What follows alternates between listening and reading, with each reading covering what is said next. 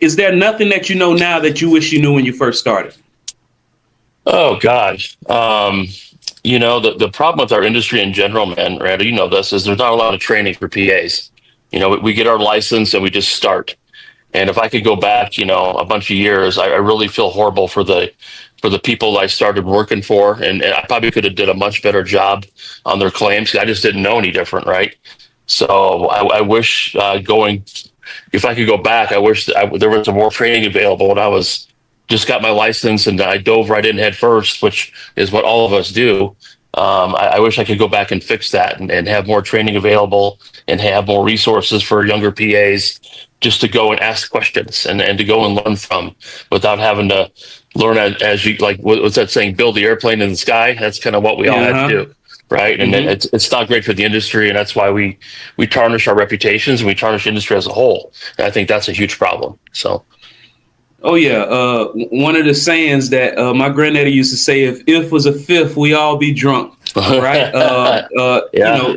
Everybody can look back on a Monday morning and say what a quarterback should have did on Sunday. The same goes for ourselves, but it's about self-awareness and getting better. Now that said, being in a position that you are, even though you have to build your plane while flying it. You understand that that's not always the best case scenario for the insured. Oh God, yeah. I mean, it's they have their hands full anyway. A lot of them just don't understand the process, right? You're fighting Goliath. They have trillions of dollars to screw with you. A lot of people rely on their agent and their adjuster that was assigned by the carrier to represent them, and that's not really how it's supposed to work. And a lot of people don't know the rights. They don't know how it works. They don't understand. They get a check and they call today. Well, there's a lot of money being left on the table just because they don't have proper representation. And that's scary and sad and frustrating. And, the insurance companies control the narrative because we've allowed them to as an industry. And they're smart and they're crafty and they're in business to make a hell of a lot of money, man. At the end of the day, claims are a business. And I think that's where a lot of, people and businesses fail. They don't understand that the insurance carriers are here to make money, and they should, by the way. And I'm all for that. I want them to be profitable. At the same time, I want them to be fair and profitable at the same time. That's not always the case, right? So. Oh yeah, some people call it a double-edged sword, right? You wouldn't have any rights to fight for if you didn't buy the policy to have the rights. And you really got to look at it. And of course, I want insurance companies to still make money, too. I'm still a licensed agent. Before I was a public adjuster, I was an agent for over 7 years. So I've seen both sides of it.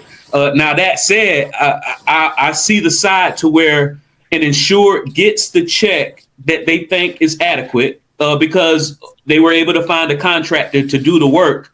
And maybe knowingly or not knowingly, the contractor had to, quote unquote, cut corners to get the job done.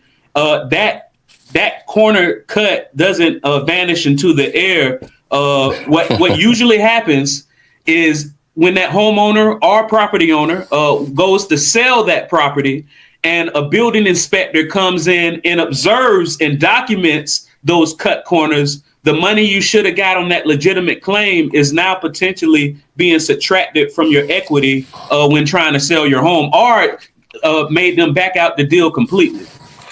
Well, I mean, most of our homes and our buildings we own for our businesses are our biggest asset, right? That's why we all work hard, is have a nice home and take care of our families, and that asset needs to be protected. And when it's not, and you cut corners, like you said, that diminishes your asset and your value. And that's a problem. And it happens all the time, unfortunately. It happens all the time. So.